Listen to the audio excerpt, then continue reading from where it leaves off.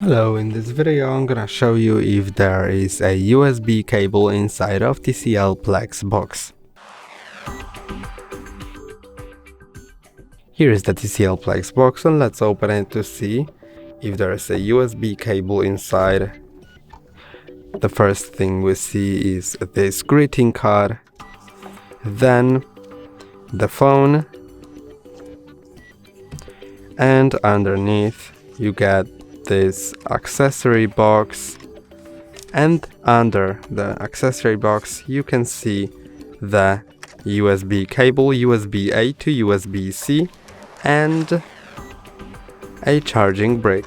That's all for today. Don't forget to like and subscribe. See you next time.